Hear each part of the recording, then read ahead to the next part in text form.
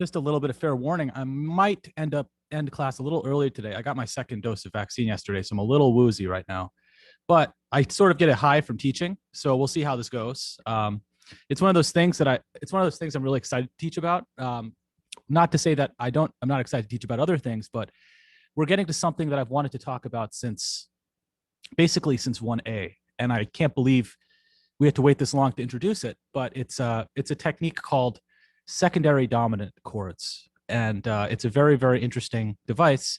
So I still have to post the homework, but I have it made. I just have to refactor it in terms of making the font a little bigger. So I will do that today at some point. And but in the meantime, I'll just kind of go over the concepts, and the notes are available on OneNote as well. So with that being said, let me just share my screen. And basically what we're looking at is we're looking at this kind of idea of basically these Roman numerals with slashes underneath them. So you see something like a 5, 7, a 4, going to a 4, 5, 7, a 5, going to a 5, 5, 5, 4, 3 of 2, going to a 2, 5, 4, 2 of 3, going to a 3. One thing that you might notice is that basically all of the denominator chords kind of are emphasized on the next beat. So that's an important feature. Just like conceptually notice, like there's this interesting motion of this chord basically resolving to this chord that's presented in the denominator. So like I'm referring to the denominator as, you know, in the fractional sense, where this is the numerator chord slash denominator chord, this chord over this chord. So what does this mean? What this really hinges upon is this idea of dominant function. And that's a really important thing. And I realize I might, let me just search this up really quickly. Dominant function. Okay. Dominant motion. Okay. So actually, I kind of nicely explained it over here, so it's totally fine. I don't have to refer to another slide. So basically, what happens is, what secondary dominants allow you to do is introduce chords that aren't in the original key. So a way you can quickly examine that is by seeing that this chord that's, let's say we're in the key of C major. This chord that's boxed in red is actually not in the key of C major. And you can quickly see that by the fact that there's an accidental on this chord. Because if you're dealing with chords in C major, you'd expect them all to conform to the key signature of C major, which has 0 sharps and 0 flats. And this actually disagrees with that in the sense that it has a sharp. So with that being said, what we have here is basically a primary chord in blue. These are the primary chords. And then in orange, we have this secondary chord. So we have chords which do not fit into the key that we're in, but what we're doing is we're temporarily what they call tonicizing a new key area. Okay, we're tonicizing a new key area by going to this. We're actually, I shouldn't put that in orange because that's confusing. We're actually tonicizing the new key area, which is, I guess, this area right here. Okay. So in other words, what does it mean to tonicize a key area? Okay. What this means basically is when you have a dominant motion, when you have a 5 chord going to a 1 chord, something like this. We're basically tonicizing the key area of the 1 by virtue of the fact that we're giving this really strong harmonic sensibility, this really strong cadence, right? We're giving the specific authentic cadence, which really, really, I always forget my keyboard shortcut for that.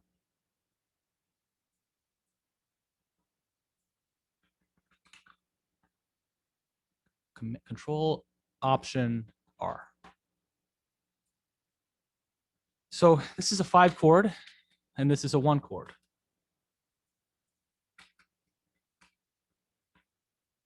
Okay. So what we have basically is this dominant motion, right? It's this kind of motion where the root of the chord falls a fifth. Okay, that's what's happening. It's this dominant motion in the sense that it's exactly what I said. It's this idea that the root of the chord is moving down a fifth. But when we're the most classic example of that is when we're in the original key, and we are basically going from the 5 chord to the 1 chord, right? That is the most classic example of this. So this right here is dominant. I guess you could say that this is the dominant chord, right? In terms of scale degrees, they call this the dominant chord, and they call this the tonic chord, right? So, right, that's like a name that they actually give this chord, because it actually, basically, to explain that, there are names for all of the there are names for all of the scale degrees, right? There's names for basically the 1 is basically known as the tonic scale degree. But if you build a chord on the first scale degree, it's also known as the tonic chord. The 5 is known as the dominant scale degree. But if you build a chord on the 5th scale degree, it's also known as the dominant chord. So this idea, basically, we're building a dominant chord on the dominant scale degree, and then we're resolving to a tonic chord on the tonic scale degree. And these scale degrees are notably a fifth apart, okay? So this falling fifth motion equals dominant. It's something that I've called dominant motion. It's not something that I didn't invent this. I'm just like, for conceptual clarity, dominant motion is, I think, an interesting practical way of describing this motion. It's the dominant motion. It's basically you have a root that's falling a fifth below it, and that's the dominant motion, okay? It's the falling fifth motion, okay? So when we're in the key of C major, when you have a 5 chord going to a 1 chord, that is basically the classic dominant motion. Like that is basically the one that we've only studied so far. But there are other ways to execute this dominant motion. In this example, we're executing the dominant motion, and we have basically an authentic cadence in the key that we're in. We're in the key of C major. But what if we could exercise this dominant motion in a different key temporarily, okay? And there's so many songs that do this, okay? So for example, what do I mean? Well, let me actually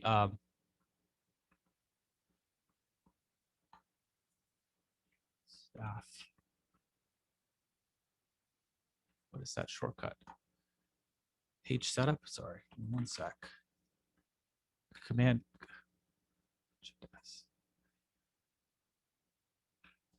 Right?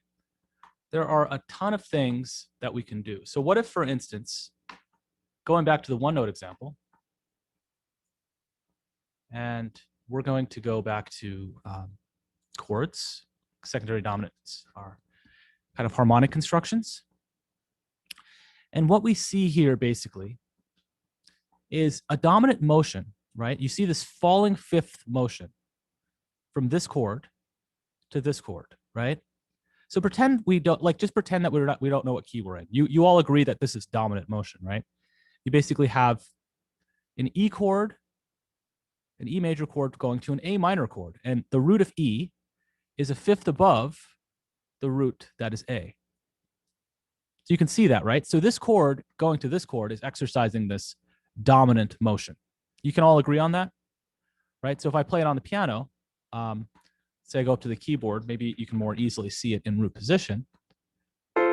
Just look at this chord right here, and then I'm going to eventually arrive at this chord, right? Because this root is a fifth above this root. So this set of chords is actually exercising dominant motion, but the dominant motion isn't in the key that we started in. So that is really the important distinction. of secondary dominants, basically what we're allowed to do is we're allowed to basically tonicize this key area, because remember, the area that we're tonicizing is the area that the chord resolves to. It's like this is the tonic chord because we're basically tonicizing this key area. It's like the tonic, right? So in this situation, when you fall a fifth, you're basically tonicizing this key area, if that makes sense. You're basically tonicizing this key area. You, for a moment, as a result of this dominant motion, you feel like you're in A minor, just for a moment. That's the beauty of this. Like you're in the key of C major, but just for one split second, as a result of this falling fifth motion going to this chord, you feel like you're in A minor.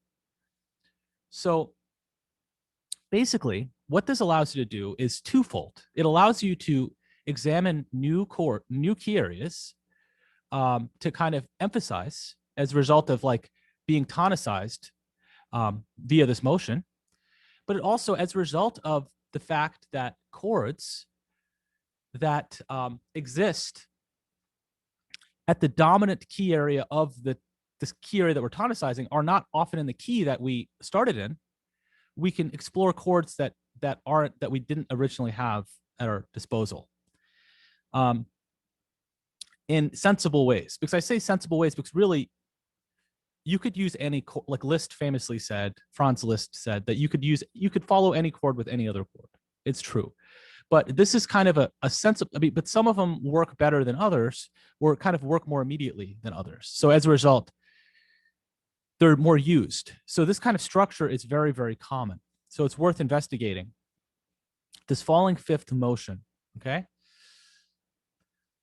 So then the question is, what key areas can we tonicize? Like over here, we basically, we arrived at this A minor triad via this E major triad, which is a fifth above this A minor triad.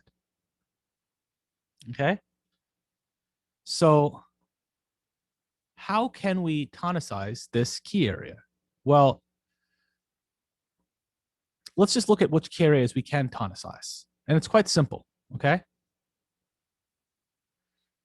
So we're going to start with major first. But basically the key areas that we can tonicize are all of the key areas that are the primary chords. Basically, all the key areas that are kind of suggested by these primary triads. Okay, so you can tonicize the key area of the 2 in major. You can tonicize the key area of the 3 in minor. No, in major. We're tonicizing in reference to major. Okay, so we can tonicize the key area of the 3, which would be a minor key area. We could tonicize the key area of the 4, which would be a major key area. We can tonicize the key area of the 5, which would be a major key area. We can tonicize the key area of the 6, which would be a minor key area. And we can tonicize the key area of the 1, which is, this is not as interesting, right? We can't, tonicizing the key area of the 1 is what we've already been doing. So we're not really examining that possibility because every single chord that we've been using has been really, in essence, so far, tonicizing the key area of the 1. Because if we go to a 5 chord, really we're tonicizing the key area of the 1 chord because the 5 chord goes back to the 1 chord, right?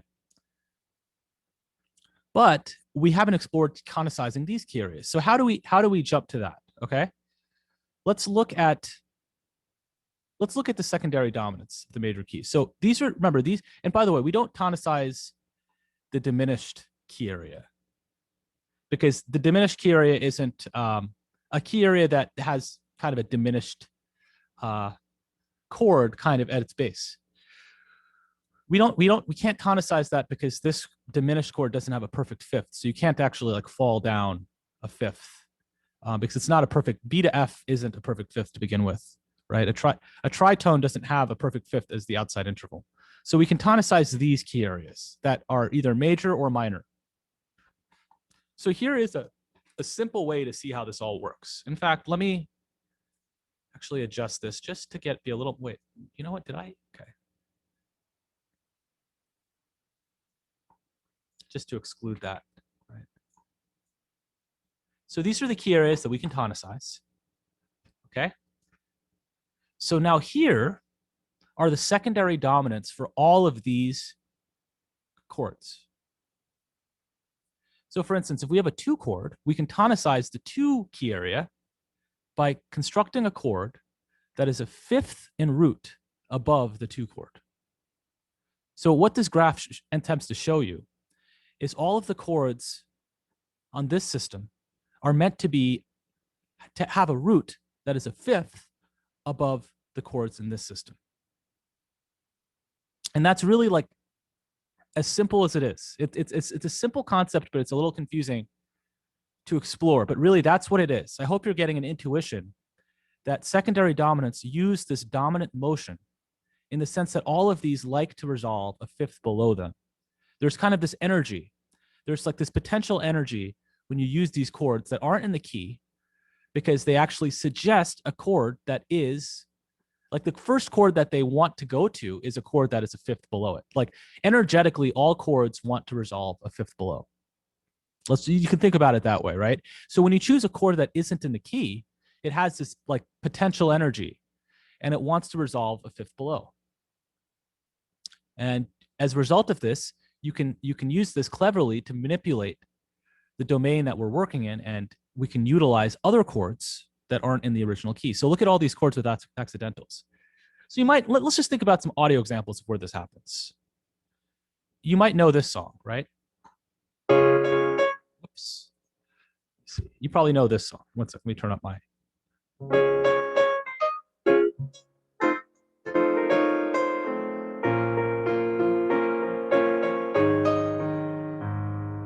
That is Santeria by Sublime. Maybe you don't know that song. Maybe I assumed that you knew that song.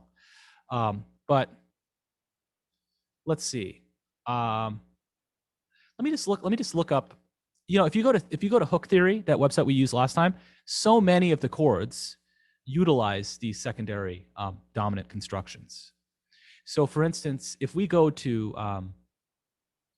let's just look up some classic examples. Chords.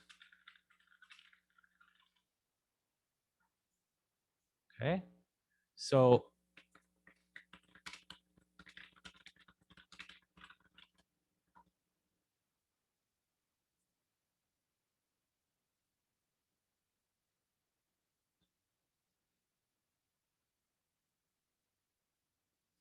there's so many. It's like, okay, so you know, just looking at this particular example page on Reddit, of course, there's a thread dedicated to this. Pretty much every single Beatles song has this particular secondary dominant motion. But you know what? Let's actually, you know, a really classic Beatles song that I use, that I can think of, Something in the Way. It does this motion, right? So for instance, let me just pull that song up and get a copyright strike. Something, Beatles.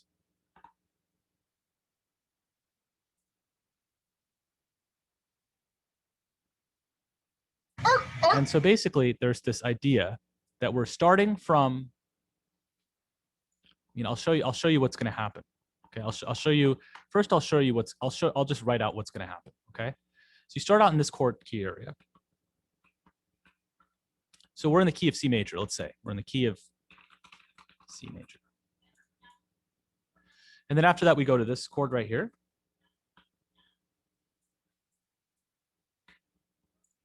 And then you have this dominant chord, which doesn't exist in the normal key, right? And I'll just put this up in octave so you could see it a little better potentially. And then you have this chord, okay? So what you see, you're just doing a quick glance and you're seeing a chord that isn't in the key, right? We're in the key of C major, and you could clearly see that this chord right here is not in the key, right? And then after that, what happens though? What happens amazingly to this chord? So let's just do some Roman numeral analysis. Let's say that we're in the 1 chord, right? This is C major.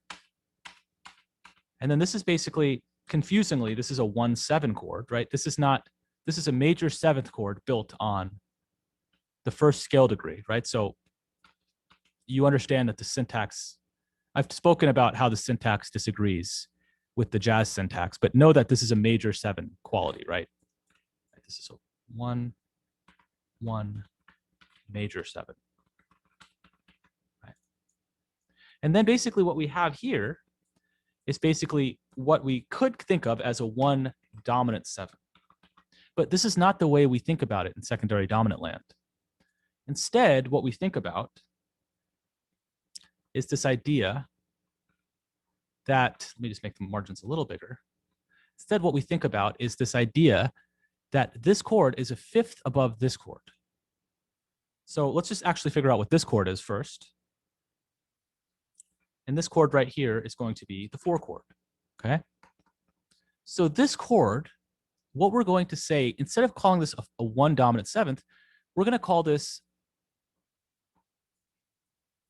a fifth of this chord, right? You can see how the root of this chord is a fifth above this chord. So we're going to call this a 5/7 of 4. And alas, we have written our first secondary dominant chord. I'm going to delete this 1 dominant 7. Hopefully you can see that, right? Because we're basically going to a different chord. And remember, this is all outlined here, right? All the possible secondary dominants are listed here. And you can basically see that this 5/7 of 4, where does it want to resolve to? What is all the chords in this system are a fifth, the root of all the chords in this system are a fifth above all the roots in this system. Similarly, this is the same exact idea, except instead of using major triads as the dominant generator, right? You can use major triads to kind of signify the dominant chord, or you can use dominant 7th chords to signify the dominant chord, right? Because you could really use a major chord. Like if you think about the 5 chord going to a 1 chord, this is not a dominant 7th chord, right? Let's see, let me actually just do this and show you another example of this, right? You can have this, right? And this is now a 5/7 going to a 1. But really, both of these chords possess the kind of quality, possess the kind of tendency to want to resolve their roots a fifth below. Like this chord starts with a root that is a fifth above the chord that it subsequently, the root of the chord that it subsequently resolves to. So an important thing to be aware of is that dominant chords that you can use to kind of generate this tonic dominant motion is basically, they have to be major in quality, or they can be a dominant 7th triad. So in the case of the Beatles, what we ended up using was this 5/7 of 4, okay? You can see that this root C is a fifth above this root F, okay? Hopefully that makes sense. So that's an important thing to kind of keep in mind. Now, basically, we're in the situation where I wrote this example out. Now let's actually listen to this example. Attracted them was this strong attraction of dominant motion going to this secondary, tonicizing this UK area, right? So this is so common, right? So I can just, off the top of my head, I know another song that does this. You know, you might not know why I'm going to show you this example, but it'll be very clear. Do you know the song "Don't Know Why"? Well, let's see. Let me write the song. Right. So what we have basically is the same exact idea, right?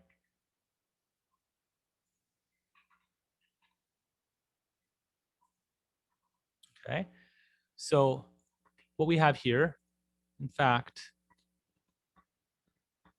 let me actually just see if I can open up my iTunes options, open on display 2. Okay.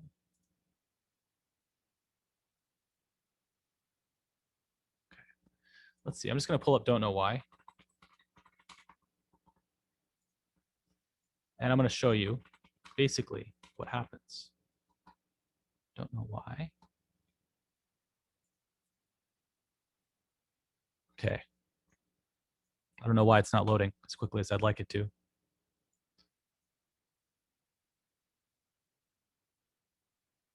Okay, let's see. Here we go. You can hear this, right? Right out the gate, it does this, basically this motion right here. It does, basically. I'll play it again, obviously. So this is basically a 1/7, major 7th chord quality, right? I'm just being I wrote a whole Stack Exchange article on this based on our conversations about why this is a 1-7 and not a 1 major 7. It's just the way classical people do it. Now, what's happening here is basically a 5-7, a 4. It's the same exact motion, going to a 4. Let's just play it again. This is basically happening all throughout. I'll just keep like highlighting that. Come on, iTunes, please play.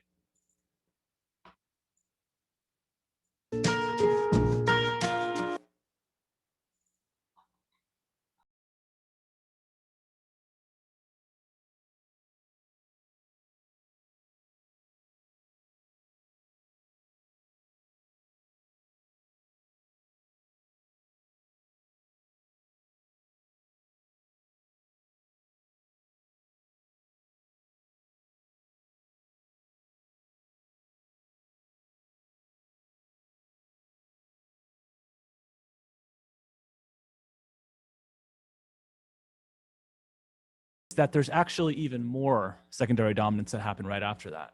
So I'm very anxious to show you this. Let me see. Ooh, definitely feeling the wooziness from the vaccine. So I don't know how much longer I'll be able to go, but I'm so determined to show you secondary dominants. They're so cool. So let's see. What I'm going to do is I'm going to create some new measures. Okay, let's see. Command Shift. No, forgetting my shortcuts. Let's see. Are the Beatles songs really still copyrighted? Yes, they are. There's a funny story. Yes, they are, because public domain actually expires 70 years after the composer dies, or somewhere in that regards. So since the Beatles members are still alive, they're certainly still copyrighted. So for instance, Happy Birthday came out in 1934. It's still copyrighted. It's hard to imagine a world where Happy Birthday wasn't used. But there were, I guess people just had sad birthdays before then. I don't know what to say. But you know what's interesting about Happy Birthday? It also has secondary dominance, which is interesting. So we'll talk about Happy Birthday too. And hopefully it's someone's birthday. Let me see. Oh, there we go. My shortcuts are coming back. So then right after that, Norah Jones actually does this. There's actually a ton of secondary dominance. And I'll show you this on hook theory as well. Huh. This is exciting. This is probably the best example of secondary dominance one could come up with.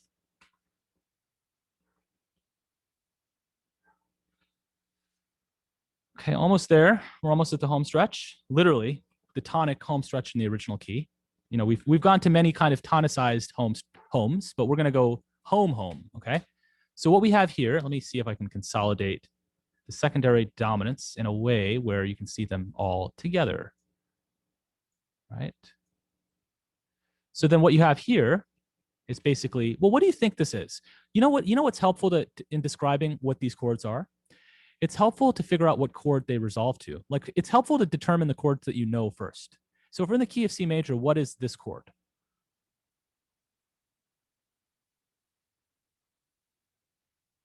Roman numerally wise. The 6? 6, exactly. So this is going to be minor 6. So your instinct, honestly, here's a quick way to do this, just as a first instinct. Your first instinct would be to think that this is a 5 of 6. That's your first instinct, because most of the time it's actually going to be that. You see a chord that's not in the key, and most of the time, this motion is so energetically inclined to resolve to this subsequent chord that what you will most often find is that the chord preceding the chord actually, this relationship will have a fifth relation, a dominant motion relation. So let's just pencil that in and let's see if it's true. We'll do a 5. It's a triad, not a dominant 7th chord. So we'll just do a 5 of 6. And let's do the same thing here. There's a chord that's not in the key, so let's just assume that it's secondary dominant. And actually, we can clearly see that it is, right? Because you see this dominant 5th motion, right? So what are we? Ooh, oh gosh, what are we dealing with here? So we're dealing with basically a falling 5th motion. But let's actually just evaluate the chord that we're more comfortable with. So what is this chord? You know, I have 3 screens now, so I can open up the chat in another. Thanks for thinking well of me, everyone. Don't worry, I'm fine. I'm doing well. Don't worry. It's the second Pfizer shot's not so bad. It's just like I couldn't sleep as well. But I'm just like, I'm just a little tired right now. But it's actually a kind of a good, weird feel. It's a restful feeling, if that makes sense. I don't feel bad. I just feel like tired. So, but thanks for thinking out. But don't worry, I'll be fine. You'll be fine if you take the second dose too. Knock on wood. But with that being said, let's think about this particular motion right here. We basically have, what do we have here? We've got, what do we have here? Well, we have, what chord is this? The fifth chord for C major. Exactly. Okay, so we have the 5 chord. And then what do we have here? Basically, what would you assume? What is your first guess for what this would be?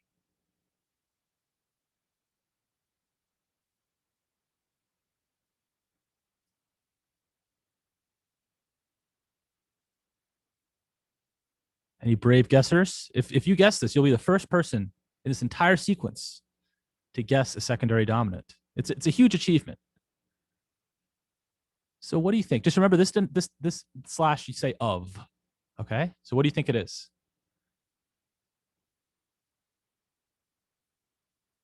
I guess 5 of 5. Ooh, you got it, man. You got it. It is a 5 of 5. So what we have here is a 5 of 5. And so actually a simple way to remember this is that all of these kind of numerators within these secondary dominants are all 5s, because they're all basically using this falling fifth motion. So that's like an easy way to kind of know what you're doing. So actually, I've gone into a lot of theory, but actually completing these exercises is pretty straightforward. But hopefully you have an instinct for what's going on, right? There's a falling fifth motion. That's why we have this numerator denominator. We're basically eventually falling to the denominator chord. We're tonicizing the key area that's outlined by the denominator. That's basically what we're doing. So with that being said, man, there's a lot of secondary dominant chords here. So let's actually take a look at this and let's play it over again.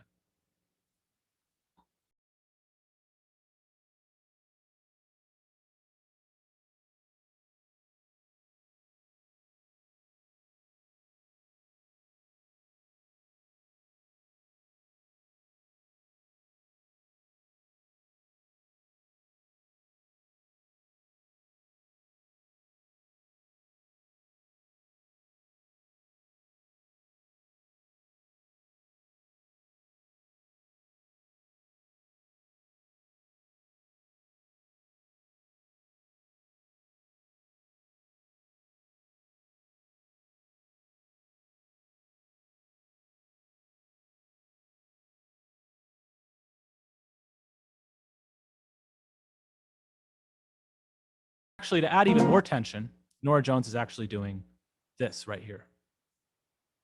She's actually making a sus chord here, which isn't like a standard move, to be honest. She's basically doing this kind of 5/7 sus 4. Whoa, that's not what I. Oh, jazz notation.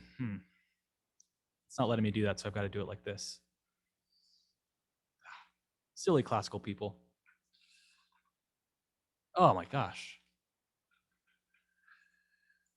So this is basically what's happening, right? So you have a 5/7 sus 4, and so that's creating even more tension, right? Because the sus chord really wants to resolve to like a dominant chord going back to a tonic chord. But in this case, the sus chord is kind of hanging out, and then it resolves to basically the 1 chord.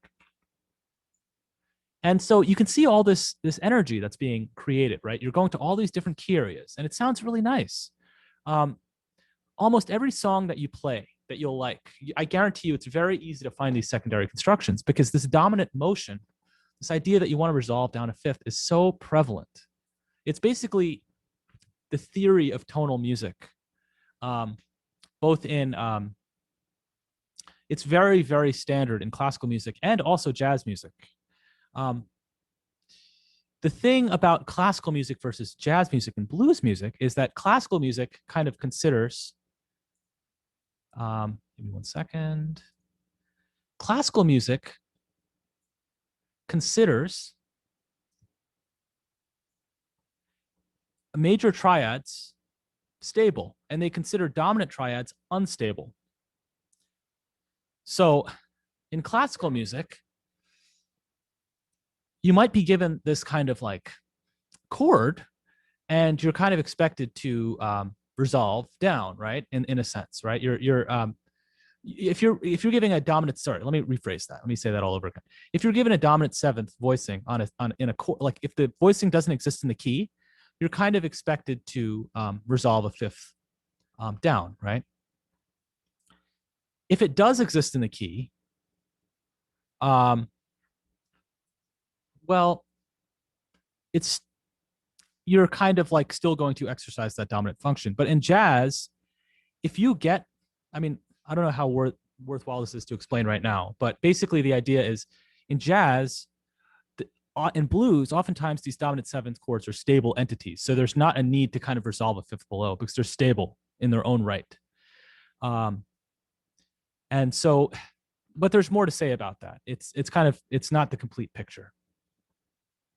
But anyway, I have a bunch of slides here, so I wonder what else I wrote here. Okay, minor, we can talk about minor next time, but there's lots of information here. So I would look at this.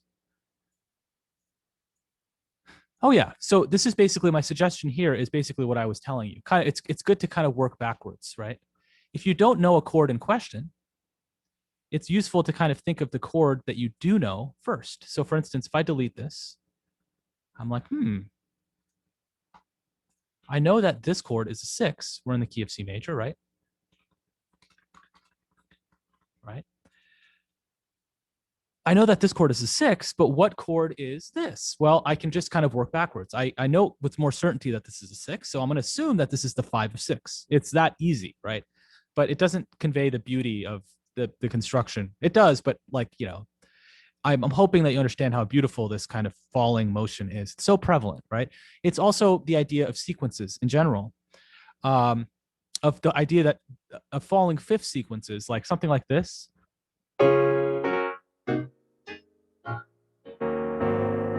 or like autumn leaves, right?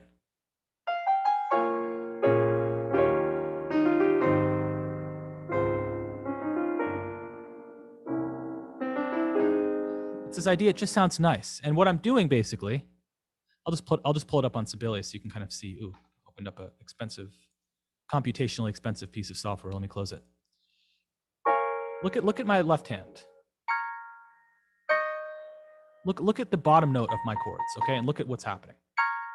Falling a fifth, calling a fifth, falling a fifth, almost a fifth, falling a fifth, falling a fifth. So this is chaining. This is kind of chaining fifths with the exception of that one, right? And there's this kind of gravity. That's why this chord progression almost wants to do what it just did. It just automatically, the song, the first motion, the first lyric of that song is the falling leaves. It's this idea that this entire thing is cascading. When you have these chords that aren't in the key, they want to resolve a fifth below themselves. And most often, these chords are of major quality that are basically used as the kind of dominant function. And remember, the key area that we're tonicizing, let's see, 5, 7 of 6. The key area that we're tonicizing are these key areas, right? We're tonicizing these key areas. Let's just pretend that this is a 5. Well, it doesn't matter. We're tonicizing these key areas, right? I hope you can see that. Because we're using this 5, 7 of 4 to kind of tonicize, temporarily tonicize this 4 key area, right? And we're using this 5, 7 of 6 to tonicize this 6 key area. And we're using the 5 of 5 to tonicize this 5 key area. Now, tonicization, we'll eventually talk about modulation. The difference between tonicization and modulation is that we're not really permanently staying in this key area.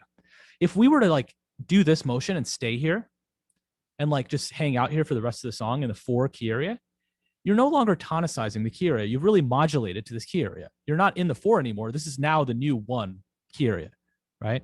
But as a result of us just quickly taking a quick glance at the 4 key area and kind of emphasizing this, but then returning back, they call this tonicization. So in a couple weeks' time, we're going to talk about modulation and how it differs from tonicization, but that's basically the thrust of it. We're just temporarily kind of alluding to these new key areas. So that's basically the idea. So let's look at the homework. There's not too many questions that are new. It's staged out for sure, like it always is. But you can basically see these particular queries, right? So if you're asked to complete a 5-7 of 5 in the key of whatever key this is, what key is this in?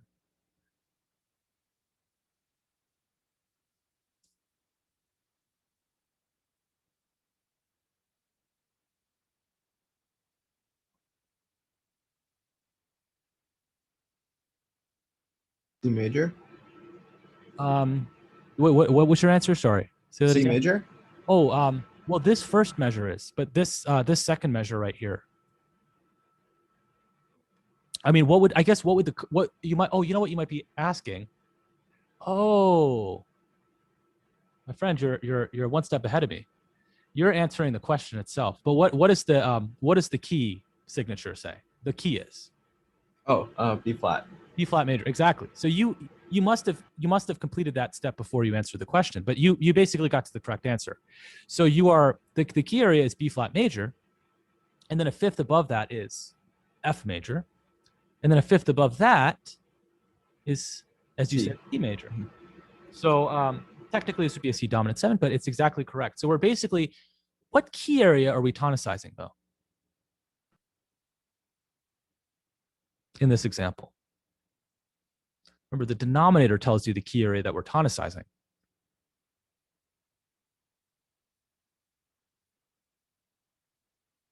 The 5, right? So we're tonicizing the key area of the 5, which is F major. So essentially, these aren't that tricky to complete, but it's important to be able to know how to do this in major and minor, okay?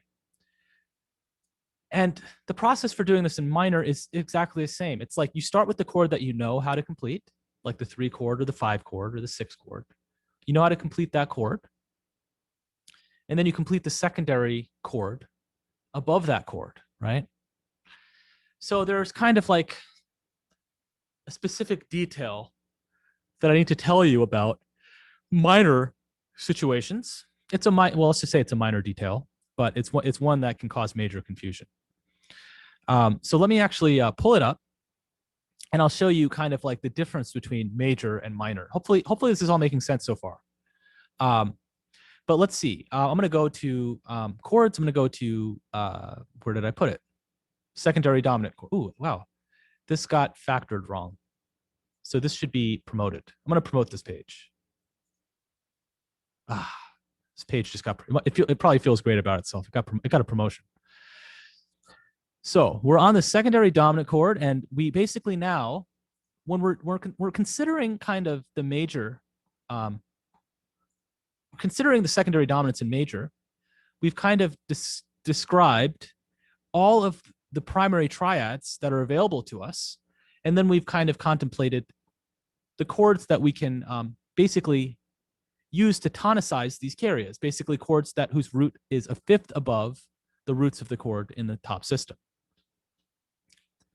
But what are the primary triads of minor? This is where it gets confusing, because minor, there's actually 3 types of minor that we studied. There's natural minor, there's harmonic minor, and we haven't even talked about melodic minor, but let's just say we're just dealing with natural minor and harmonic minor.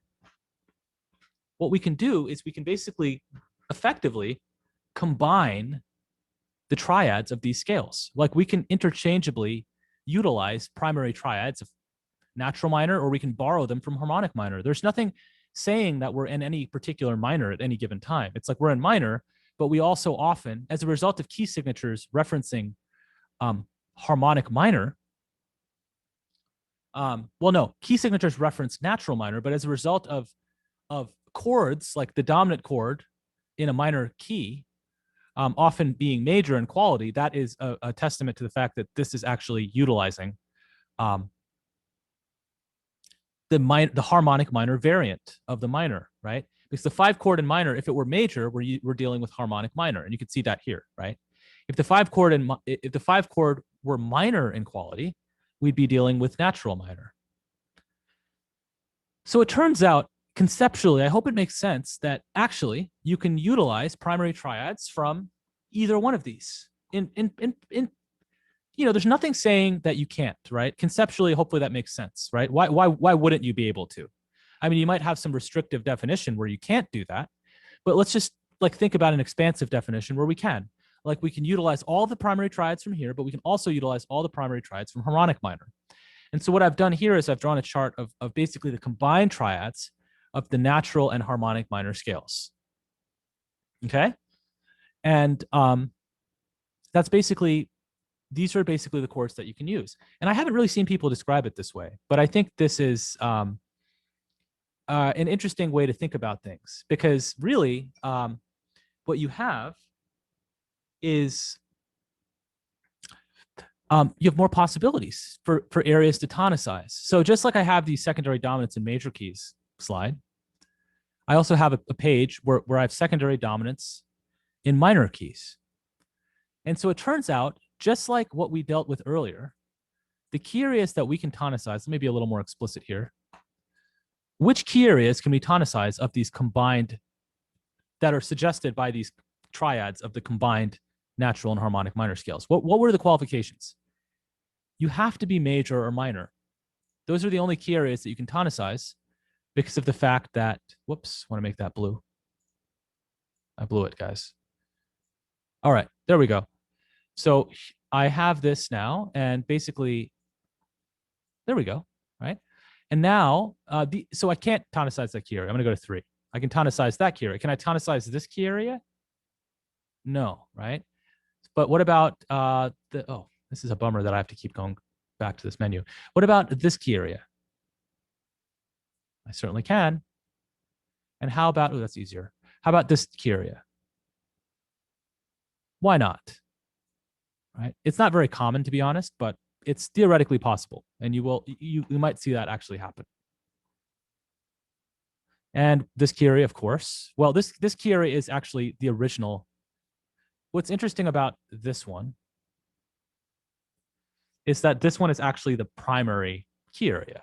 Well, but we're actually tonicizing. No, actually, no, I'm wrong to say that. We're tonicizing. This one is the primary key area. So we can certainly tonicize the key area of the 5, right? We can certainly tonicize the key area of the 6, because it's major. Then the 7, we can tonicize the key area of the 7. Now, this is where it gets confusing. This is another stupid feature of classical Roman numeral analysis. Sorry, I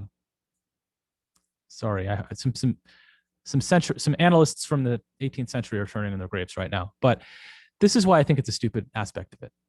There's no direct way, at least the standard way is to not disambiguate the 7 from the diminished 7.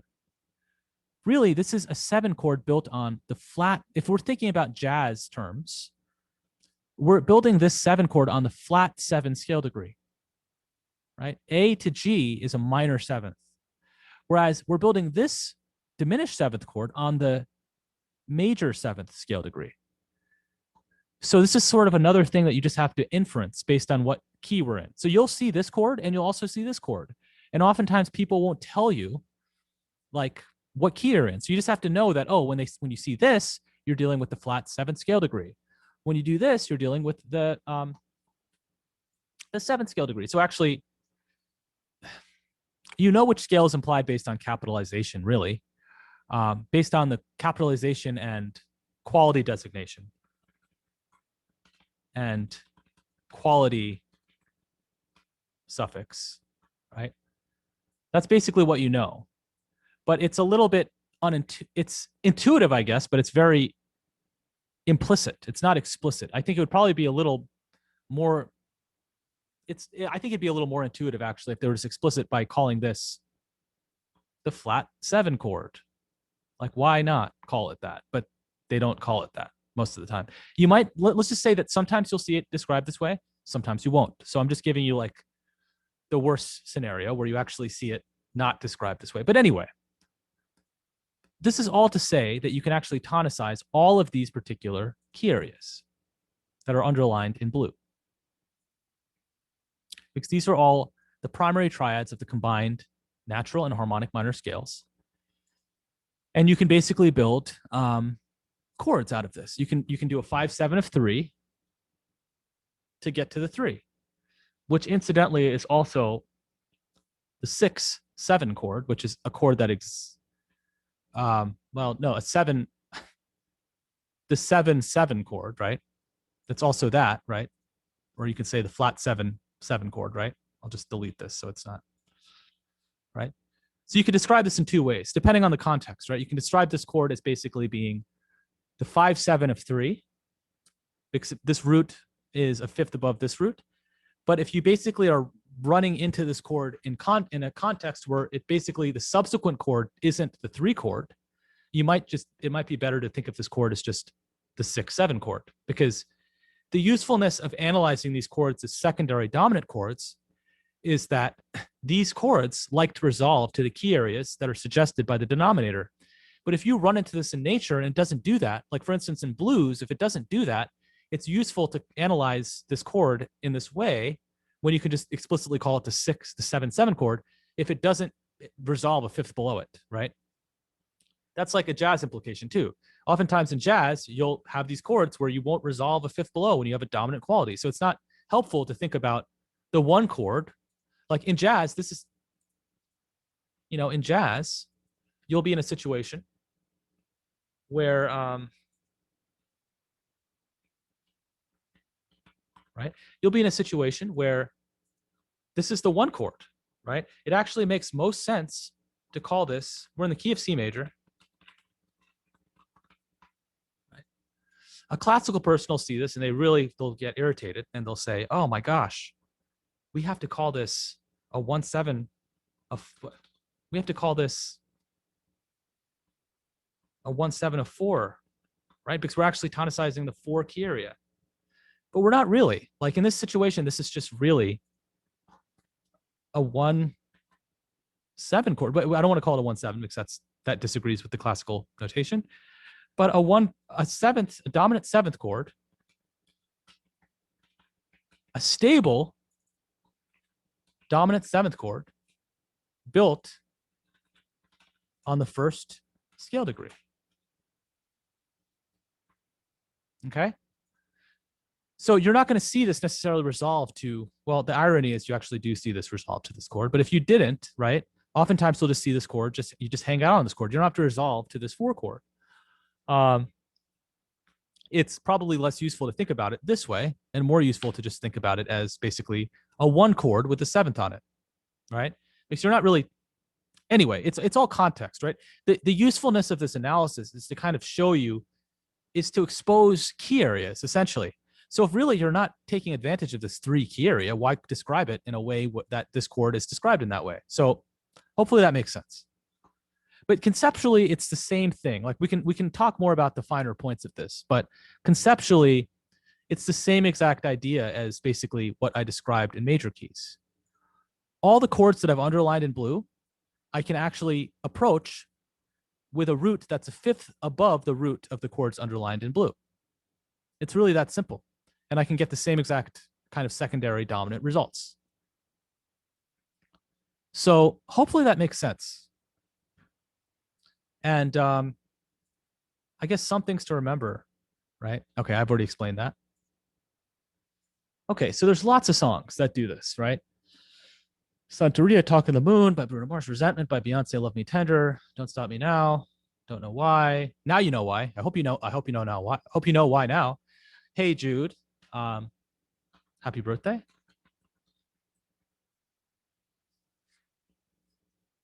Okay. Well, does anyone have any questions on this?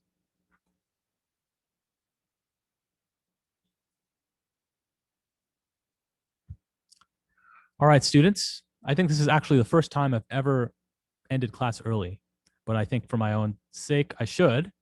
And I'm going to rest now. But if there are any questions, we can schedule an office hours time. And just take care, everyone.